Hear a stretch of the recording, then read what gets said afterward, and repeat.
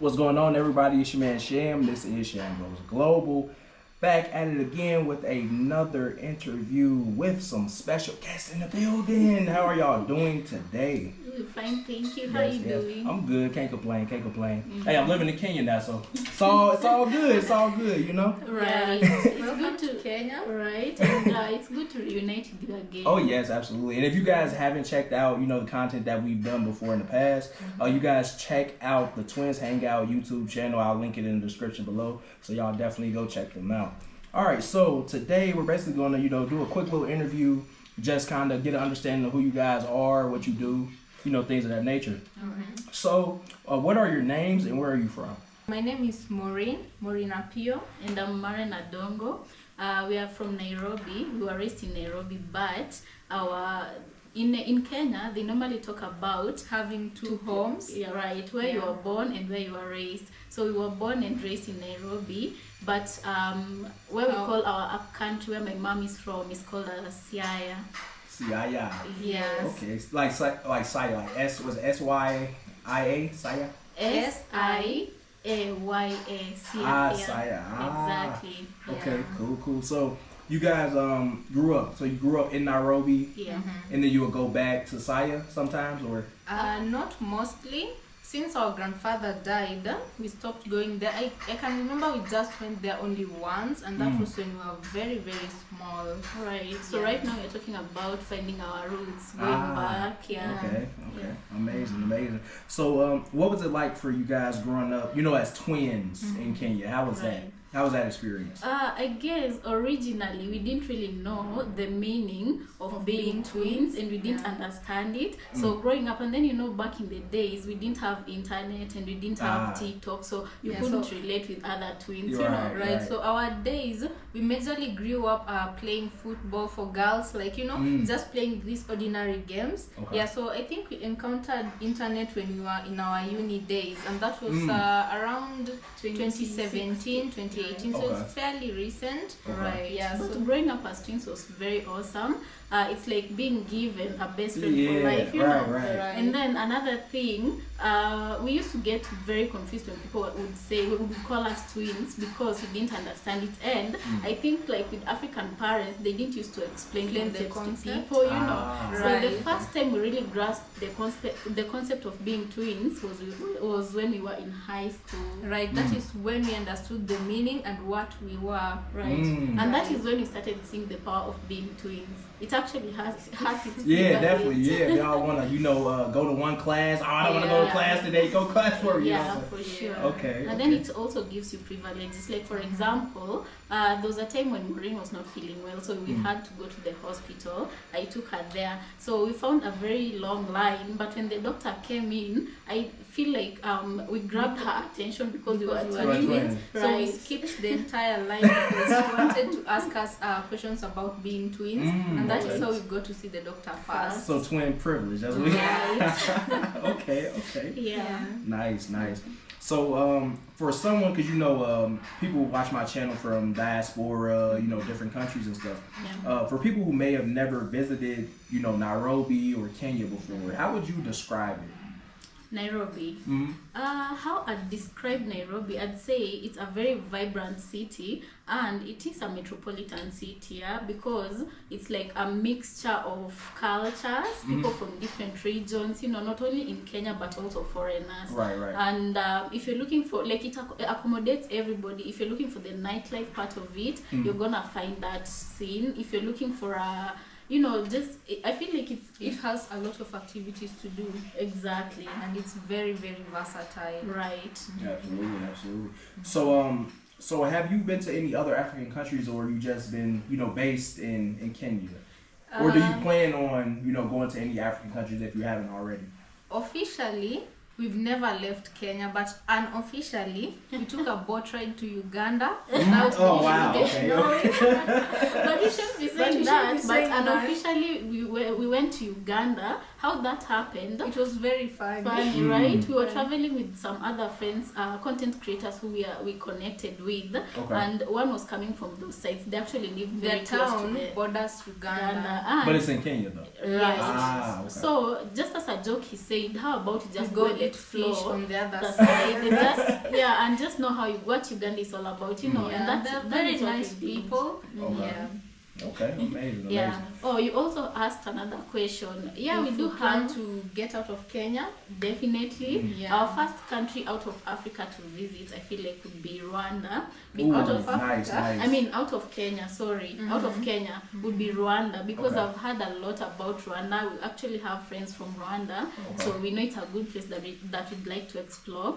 Another country. place, I think, another place we connected with the people on the internet was Ethiopia, and the Oromo people. There was a celebration they wanted us to attend, but we never got the chance to. So So you- we really love that. So that's a tribe. What was the name again? You said Oromo. Oromo. Yeah. Nice. Yeah, so that is South Africa. I didn't say South Africa Ah. because I know you're wondering. So I didn't say South Africa just because I feel like for right now, a lot of people are choosing to visit South Africa. So just because of that reason, I'd like to explore other places that people are Right. not really talking about so much. You know? Absolutely. But South Africa is also part of the bucket list. Yeah, for sure. And actually, me personally, I'm going in March. I'm going to South wow. Africa, Johannesburg, and Cape Town. Oh, that's Check nice. it out. Yeah. What are See you it's looking like. forward to? In what, South Africa? I don't know. I feel like it's similar to America. I just want to see like the infrastructure mainly, and just to see like, okay, cool. It's either like completely different from Kenya, because I say like Kenya is my base. Right. Like this is my first African country, and I'm like, all right, other African countries have to match up to Kenya, because y'all know I love Kenya now. Come on now. Yeah. Okay. So moving on to your YouTube channel, right? So you guys are YouTubers. If you guys haven't checked out their channel or know about their channel, they are the Twins Hangout YouTube channel. And I just wanted to ask, what made you guys want to start YouTube in the first place? Originally, when we started YouTube, that was back in 2016. We were still in campus. We actually did journalism and mass communication.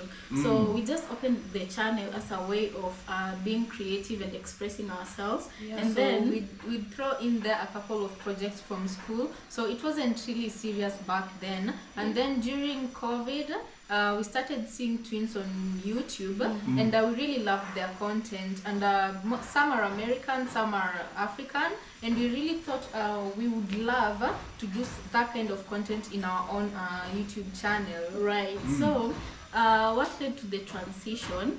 We started taking YouTube seriously and as a business back in 2023 in August, right? 2023 August is when we took it seriously, because we had met some content creators who talked to us and told us, there's so much you can do on YouTube other than it being a hobby, So that is when we started meeting other content creators from Africa, and we were engaging with them. So actually, when we were meeting them, we were doing content to do with Africa, asking people about, for example, we are from Kenya. We meet people, we ask them about Nigeria, what they know about South Africa and all that, and then we talk about the myths. We debunk everything and what is factual, So from there, that work made us meet also Black Americans in the streets. So we met a friend who was actually originally doing Black American content, and how our work kind of intertwined was because we were asking this friend about Jamaica and Africa, and the friend was talking to us about Black Americans. So the friend asked us what we knew about Black Americans, and just how we came to know about them, and we were being honest on that interview. We said that prior to that, we never had interaction with Black Americans. The only thing we knew was what was being shown to us in the media. movies, and that is what we said in the interview. But you can imagine some of it was controversial, and it wasn't taken quite lightly. But on his comment section, I could actually see people took their time to educate us, and they were actually, what I love about Black Americans is they gave us the references to go and check out. So that is where our interest started getting piqued, and we went actually did our research, and we realized some of the things that we actually had wrong, Right. And during that period, we actually realized that it wasn't only us who thought like that. Most of Africans and also most of Kenyans grow up thinking the same thing because of what the media portrays. So as we decided, instead of moving with ignorance, we could also start doing that kind of content, and whatever we learn on the way, we could also teach our fellow Kenyans and people who follow us. Right. Yeah, absolutely. And I feel like that's also another thing that could be attributed to Americans. Like, we don't really interact with a lot of Africans from the continent. Maybe Nigerians would be for the most part.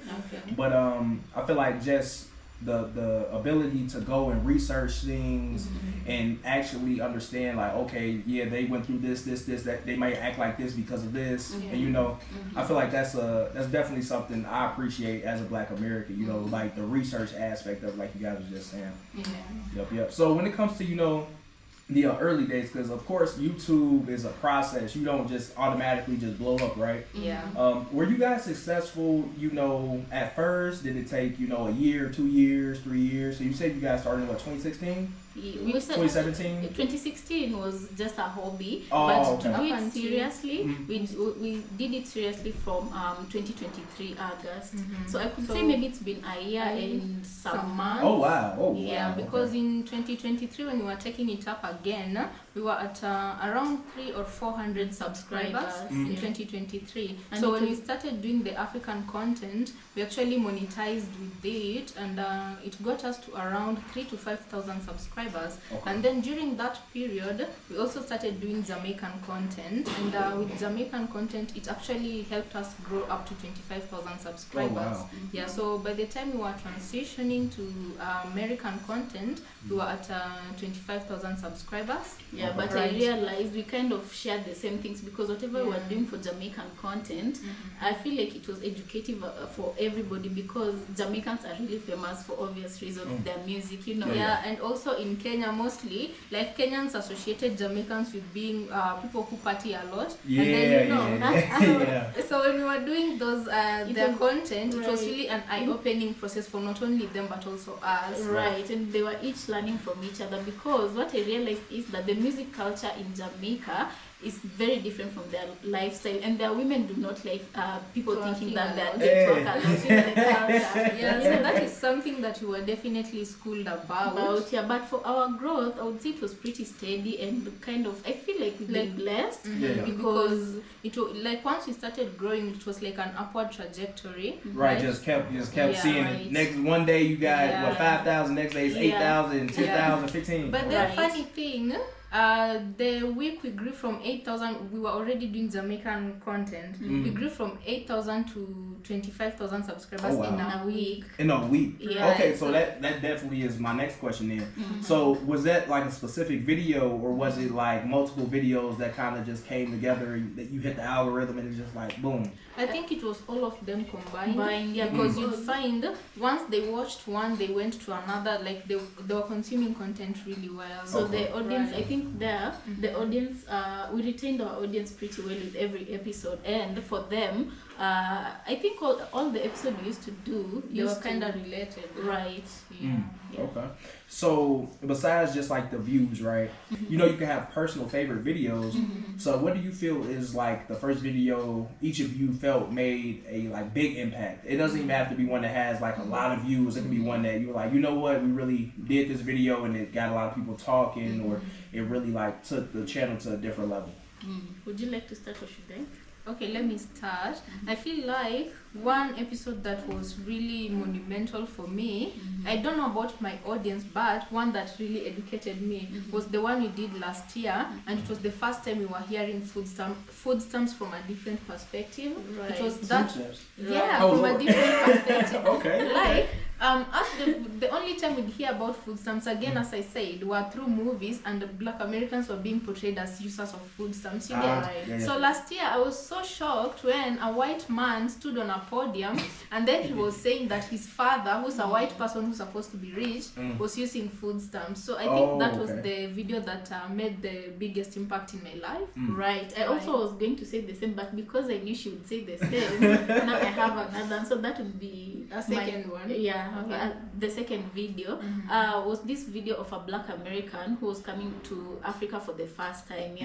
And he was moving from America to Tanzania, and he was giving his personal experience and how he felt for the first time stepping on African soil. And he said in that video he felt like he didn't have to look behind his shoulders, because in America there's that tension he says he felt when he landed in Africa. It was gone, you know. And I felt like like that was such an eye-opening episode for me, because he was talking to Black Americans, telling them not to be afraid of coming to Africa, because we realized from that episode a lot of white people normally discourage Black Americans from coming to Actually, Africa. that is another thing we didn't know. Yeah. And you know, we used to ask ourselves, how comes that planes that are coming into Africa is just full of white people, you know? But you know, and that is something he also pointed out in that video. Growing up, I think growing up, we met more white foreigners than Black foreigners, Right. because I think most it's sold to us. I'll admit it. It's sold to us that it's like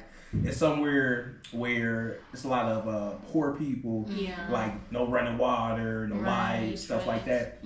And then on top of that, it's like the disease, the HIV. It's like they put this propaganda, and it's like everybody's scared to go because they think, oh, I'm gonna get ate by a lion. You know what I'm saying? So that's a reason why a lot of Black Americans may, you know, not visit Africa as much as they should. Yeah, so that was my second video. Okay. So I know you guys said that you did like journalism and stuff like that, right? In college, university. Was there any like obstacles that you faced, you know, like starting off? Like I know sometimes equipment might not be regularly available as much as it would be in, you know, Western countries. Did you experience any obstacles like on your come up? Definitely. To begin with, after campus, you're supposed to go for internship. And I don't know if you've noticed this, but in Kenya, there's a lot of corruption. Even to get a job interview, you need connections. Job interview, you're going too far. To even get the internship, you need connections. And you're not guaranteed after the connections are made, you're gonna get the position you get. Exactly. So you need to have a godfather somewhere, or someone who's just genuinely willing to help, or you need to have a big god. Right. You know.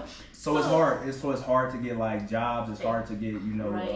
So is it hard to make connections though, as well, or is it? I think it depends with somebody, because for us, I would say it was difficult because we are introverts. So it was difficult making friends who could take you to that place.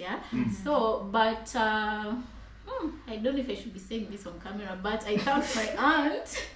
My aunt talked to a friend of hers, and that is how we got to get an internship in a place here in Kenya, and we got to go to the internship. But there also we faced different challenges, because the first challenge was that we are twins, and for us we always wanted to work together, and that was a challenge, because you find that someone straight away tells you to your face they'll never hire two people, and if they do, they'll give you the salary of one person, so you'll have to survive on one. Is that what y'all had to do? Y'all had to share salaries? But it never even got to that, because Kenyan people just use, like, they use people badly. Employers, they use people badly, and they can really take advantage of you, especially if they realize you're desperate for a position, you know. So for us, the only, like, I remember there was one we got, the only condition was that because they were telling us, because they had an opening for one person, they can take both of us, but we had to work on one person's salary. Oh wow. But we worked there for a week and then we quit. I was gonna say, what?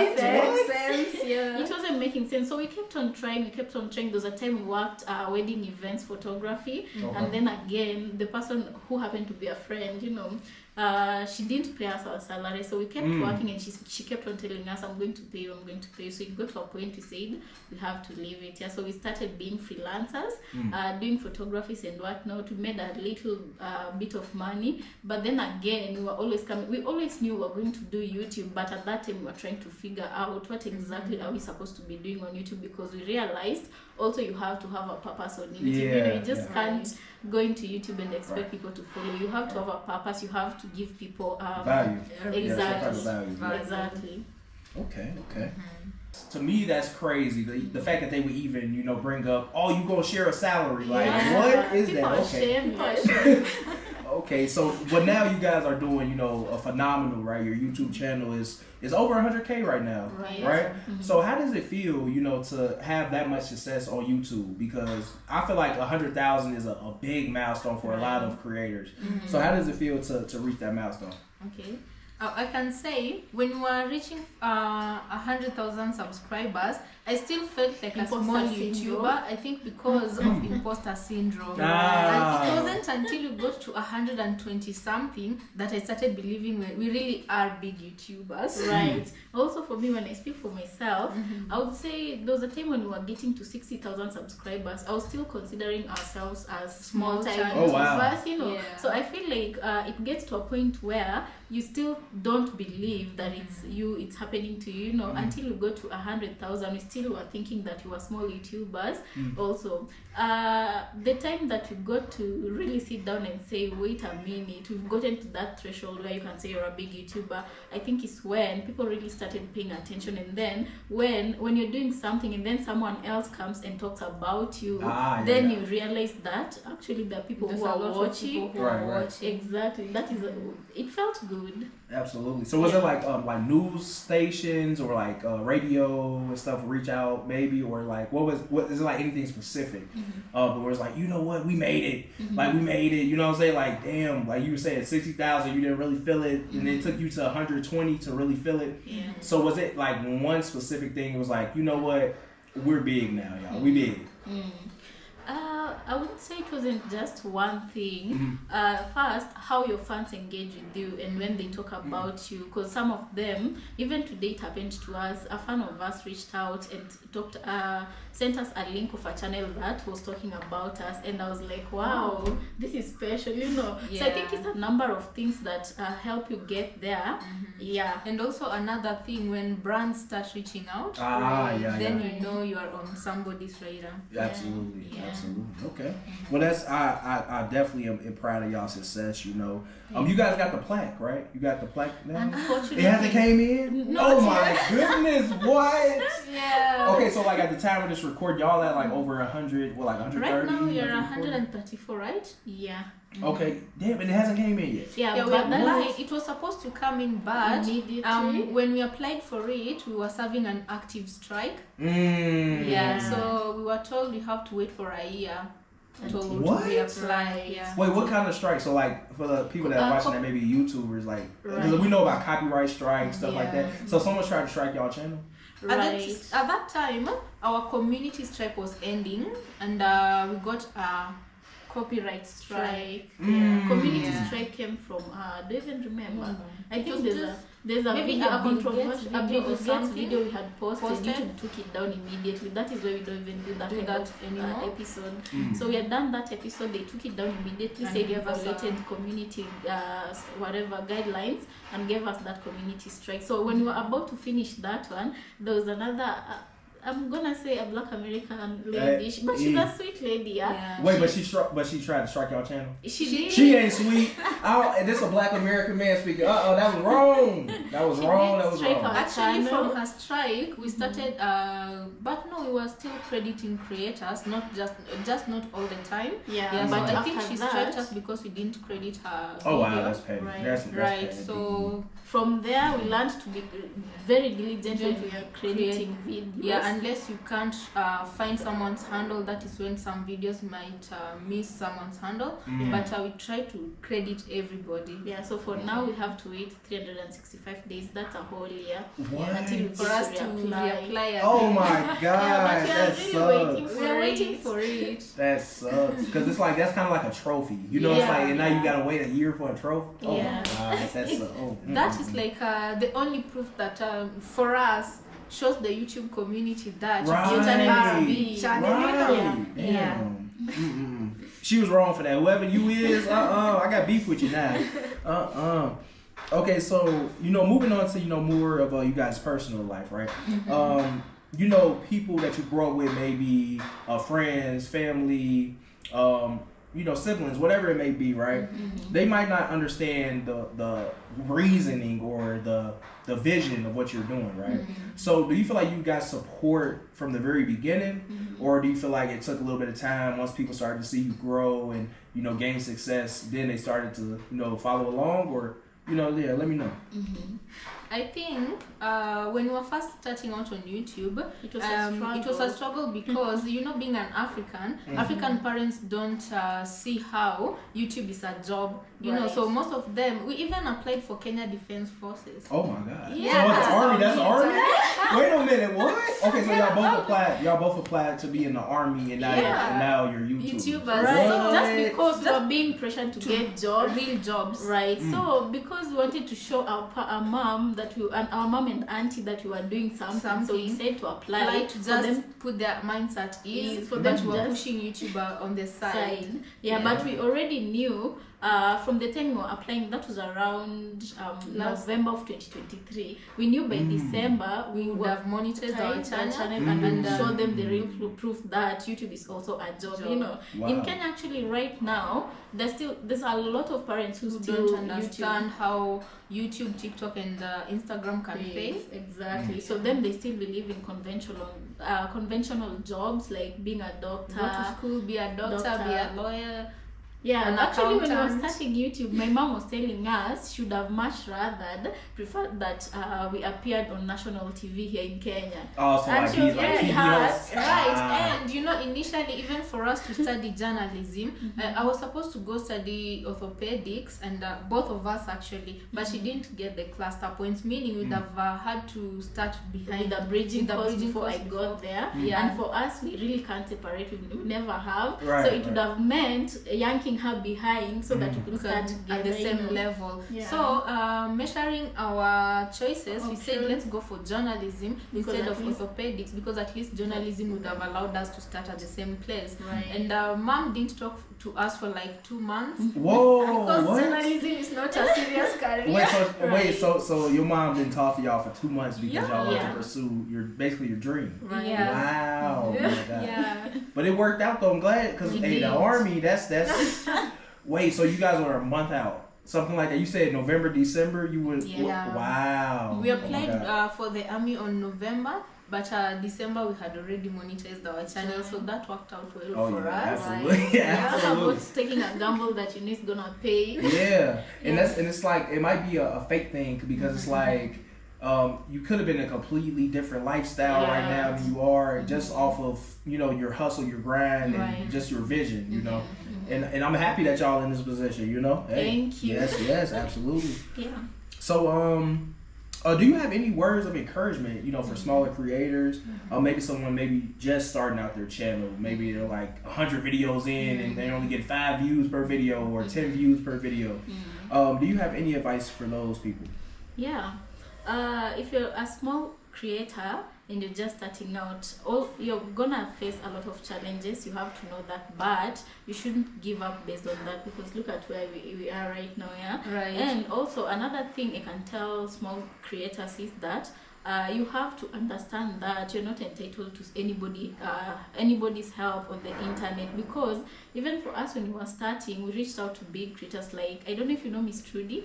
Yeah. I'm familiar. After our last, interview sit down, I'm familiar with that. So we used to reach out to them, asking them for help, but it reached a point we realized in order for us to grow, nobody owed us that shout out. We had to do the jobs ourselves, Exactly. And then a friend of ours once told us that when we were starting to take up YouTube seriously, that you only need that one video to go viral, and your channel will never go back again. Yeah. Right. So you're just looking for one golden goose. If you get it, you're good to go. So keep on going and don't give up. Consistency is very, very important, especially for small channels when you're still building up on that audience. So it's very, very important. And also, if you can find a mentor, it doesn't have to be a celebrity. It could be the next person next to you. So long as you can gain access to them, they're very, very important in people's growth. Absolutely. Yeah. And I'll say that the SHAM Goes Global channel, the Twins Hang Out, are definitely my mentors. They help me out. They definitely behind the scenes, you guys help me out with a lot of different things, giving me game on certain topics and all that. So I definitely appreciate everything that y'all have done for me. Yep. So currently you guys do a lot of American-based content, right? What are your opinions now? Because like you talked about it before, what you guys thought, before you got the knowledge. So what are you guys' opinions now of African FBA Black Americans? Pains, Opinions or paying? You said opinions of what?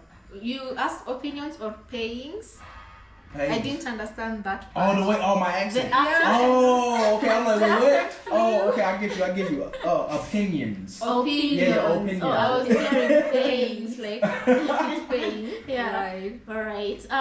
My opinion right now, doing African American content, FBA content, yeah, I'd say my opinion right now is very shifted. It's very different, and right now I'm able to understand things that honestly, if I didn't do the research for myself, even if somebody else would have told me, I don't think I would have been able to internalize it the way I do right now. You know, Right. and there's a lot of information out there that is still happening even right now, and I thank God that those are things that we can be able to flag when we see them, just because of the education we did on ourselves, you know. Right. Because a while back, a long time ago, even right now, a lot of Africans, where we see it, we used to think that Black Americans like complaining a lot, and that is what you will hear with very regular Africans. And this is because these Africans, they speak from a point of they feel like they see Black Americans as very privileged as compared to where Africans are at, right?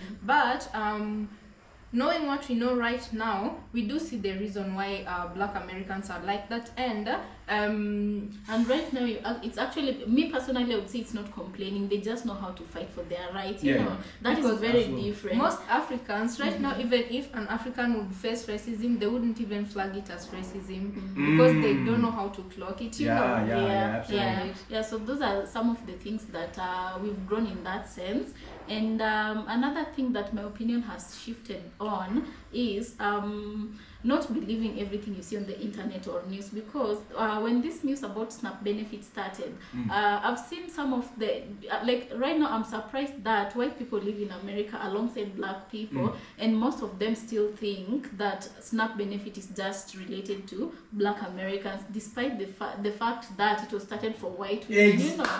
Yes. So I'm saying, yes. right? If I can be able to learn that, and they can be able to understand it, the reason why probably most of them are not able to unlearn that mentality is because they are willing to sit with what they've been taught all along. You know? Exactly. Right, because if you met me like about 1.5 years ago and you told me that a white person lives on SNAP benefits or food stamps, I wouldn't believe it. Yeah. Because Africans, we've been conditioned to think that white people are rich. Exactly. Right? So the first homeless white person I saw in my adult life Shocked the hell out of me. was it was from Miss Trudy's vlogs. She's a Kenyan YouTuber, for those who don't know her. So she was walking the streets of, I don't know if was it in New York, LA, and she was passing by a camp, and it was full of homeless white people. Probably Skid Row. Yeah, and I was legit seated in our living room wondering how white people could be homeless. Exactly. Yeah. Right. And another thing too, when it comes to the food stamps,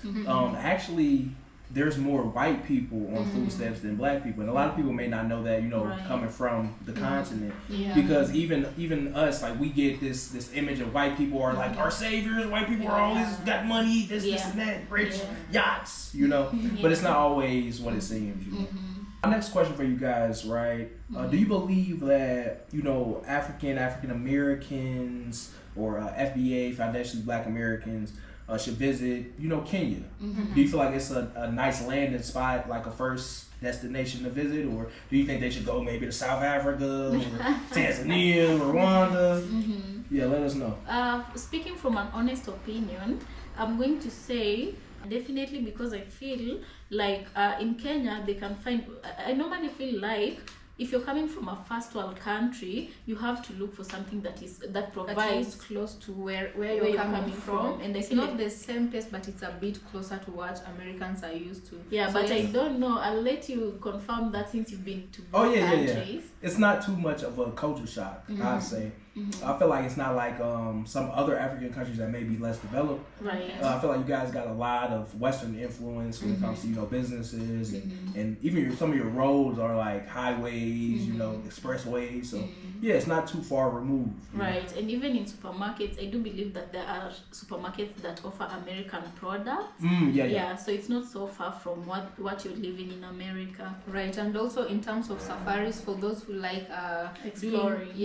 That would be a good adventure to have. And also another reason they should come to Kenya is because we've been told that Kenyan people are very friendly. Right. Very friendly. Right. Yeah. So I think coming to integrate into the African society, Kenya offers a good intermediary because of how close it is to where they're coming from in terms of development. Right. Yeah. Okay. And the people. Yeah. Absolutely.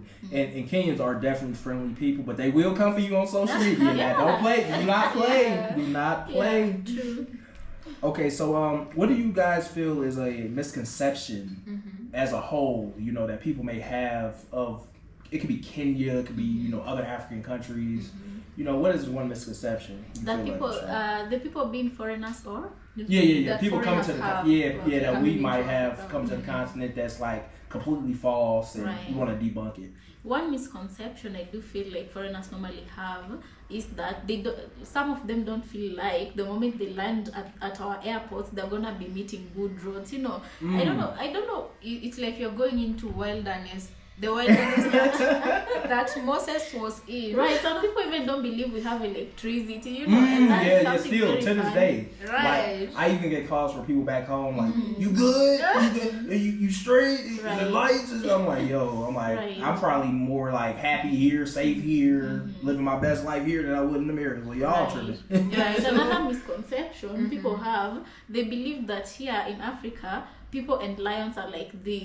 You know, Yeah. we can, you know, they believe we can tame lions, which is true to some extent. There Some are those communities that can, the like Maasai Maasai community, but Ah. not all everybody. of The them. Maasai is just like a A percentage of them, the population, in especially the Kenya. ones who live in the national village? parks. The village areas or the national park areas. Yeah, the ones Yes, who live yes. close to the national, National parks. parks. Those ones they know how to. Also, there's truth to this. Yeah. Oh my God! Well, it's Wait a not minute! I thought it was a stereo. Okay, so it is But some. it doesn't a little apply truth. to the whole population. Just A few A few people, people. like for example, was it last month, the one that is just ending, there was a lady in Turkana who was caught by KWS. KWS is Kenyan Wildlife Services, Service. because she had caught and tamed Those a are like cheetah. But those are very rare cases, you know. Caught and Very tamed a rare. cheetah? Yeah, What? she raised it. She raised it was like her pet. own, They like said her she own even- cat. Right, she even cheetah. had a leash for it. The What story was the really hell? trending. Yeah, but those are unique cases. It's that unique. Don't It's happen not everywhere. all of Africa. You can't trade that. Alright. That everywhere. Yeah, I was gonna say, don't come here thinking y'all gonna tame a cheetah or lion. Yeah, Hey, that's wow. Okay, okay.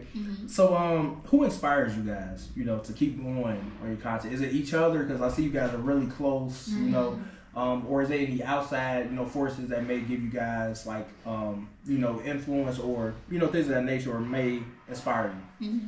So in the beginning, when you were starting YouTube, we were following a lot of twin content creators, and we used to love content from, I don't know if you know the twins called Marel twins. Okay, so they are Americans, and also they're Brooklyn and Bailey, also Americans, and then there's Double D twins, those are Nigerians, and then there is the ones from South Africa, Sobekwa twins, Okay. those ones are from South Africa, Okay. and then other YouTubers, Miss Trudy and Miss Tigress, African Tigress, we also look up to them, and then when it comes to our niche, Who do we look up to? Tabitha Speaks Politics. She's one of our favorites. Okay. Who else? Amazing Lucas. We watch his content. Reese Waters. Is there anybody else? I feel like this guy I'm forgetting. J Reed. Jared? Yeah. J. Reed. I like how y'all say Jelly. Jelly. Okay. Yeah. Okay. Cool. So what are you guys' 5-year goals, 10-year goals? Do you want to continue to do reactions? Maybe you might want to expand to like podcasting, or go maybe start a news network. Hey, sky's the limit, right? Yeah. What are you guys' 5-year goals? Yeah, so in 5 years, I feel like we also want to venture into lifestyle, because a lot of our fans normally talk about wanting to see the other side of us other than just, you know, talking about American issues. Right. So probably we might have maybe 2 channels. So one this for one for lifestyle, reaction, and then the other one will be for lifestyle. for them to just get to engage with us. Right. And also podcasting, of course, we It's in the will do it works. for a long time. Okay. Yeah, Yeah, Okay, it's you in know the what? works. Yeah, we're even looking up to the time where we'll be having Black American guests who are coming in Kenya. Okay. Yeah. But for that, we'd have to have like a studio where you can, you know, Right, come and exactly, Right. be comfortable. We sit down, we have a chat and things like that. Yeah. Absolutely. Okay, that's sensational. Thank you. So this has been an amazing interview so far. And actually, I did have one more question before we end things. The American influence, right? Do you feel like Americans influence like Kenyan culture in any way, shape, form? Maybe from the style or the music, even some foods. You know, do you feel like Americans have an impact here in Africa? Definitely a lot. Let's begin with the fashion. I do know that Americans have influenced the fashion You scene remember in Kenya. the era of 50 Cent? Yeah, That's that's famous. Even in the Kenyan villages, they Villages. know who the guy is. You go, you find a villager Someone- with a shirt where, oh my god. Yeah, it's even crazy. the walking style, they like walking like Black Americans, you know. So I would definitely say, because we used to consume a lot of, I feel like music back then was different from what it is right Oh yeah, now. absolutely. Yeah. Right, and people Yeah, like it's bad 50 now, Cent, it's Ciara, you know, they used Yeah, to yeah. really influence how people dress, how people reacted in clubs, you know, things like that. Right. Yeah, so I have to say that there's a huge influence there. And then in terms of lifestyle, I do believe that like a lot of Kenyans like copying what they watch in movies. Do you They know? usually say Kenyans are the most adaptable, or let's just say we are copycats a lot, because like right now, how do I say it without Kenyans coming for me? Yeah. But I can say we have a huge influence, American influence in Kenya. Even something else I can give us an example is the kissing scene. I feel like Kenyans never used to really kiss. I don't know how intimate. Growing up, we Right didn't now, see we people kiss, but Yeah. Oh, But okay. right now you see people holding hands on the street. Like Kenyans have an open mind, you know. Also, right they're more now. like affectionate because of Americans. Right, Yeah, in yeah. terms of Wow, watching okay. movies, you Yeah. know, so people, like generations are adapting that. Right now, it's normal to see people holding hands in the streets, but us growing up, we didn't used to really see Really that. see that. Oh, Exactly, wow. and if you saw somebody like that, You'd they'd be be like- stared at like that, you know. Like, what they got going on? What they doing? Exactly, Yeah, exactly. But yeah. right now, it's a good thing that they're becoming open-minded, you know. Yeah. So I can say there's a huge influence in Kenya from America. Okay. And yeah, like even me too, like just being here, I see like you guys style, it's like Right. up to date. Like I seen a guy like, damn, he looked like he just came from like the club in LA or Las Vegas or what the hell. But yeah, it's definitely a cool thing to see. But I also will say, as an American, some things of our culture y'all do not need to adapt. Okay. I will say that. I'm gonna keep it to my, I'm gonna keep it know that to myself, What? but it's certain things that we need to just leave Leave. in America. For Yeah. example, I'd like to know. You wanna know? Uh-huh. Okay. Gang banging. Ah, That's not a thing here. Guns. That's not a thing here. Yeah. What I would say this trip like that I'm on now, I've seen a little bit more of it, but like the Sexy Reds, Cardi B influence, like all of the City Girl influence, that type of stuff, that can get left to me personally in the West. You know. Yep. So yeah, it's been an amazing interview. We're gonna wrap it up. Do you guys have any like last words, any words of encouragement, or anything that you want to get off? Any like future things that you guys got coming up, or you know, hey, the floor is yours. First and foremost, I'd like to thank you so much for having Absolutely. us on the channel. It has been a pleasure. Secondly, I'd just like to thank everybody who's watching this interview for taking your time to even watch. You know, we don't take it for granted as creators because there's a lot of planning and time that goes into, you know, right? So I'd just like to thank everybody. And in terms of future works, I guess it's just the creative direction that you're going to be taking with our channel. Hopefully we're gonna be taking another channel for the lifestyle, right? So that they can get to know us a little bit more up close and personal, right? Right. And then they can get to ask even some personal questions they've been having, right? Okay. Do you have any final words? Final words. Or I've spoken for you? You've spoken a lot. How? But we thank you for we thank you for hosting us in your channel. We don't take it lightly. Yeah, we're grateful. Okay. And with that being said, I appreciate you guys for your time, you know, the hospitality. You have every time I'm in Kenya, I always gotta come see the twins. You already know. Yes. But it's your man Sham. And I'm also gonna leave you guys' channel links, all that stuff in the description below. But yep. It's your man Sham. I appreciate you guys for watching all the way to the end. Make sure you like, comment, and subscribe before you go. And until the next one, I'ma see y'all. Yes.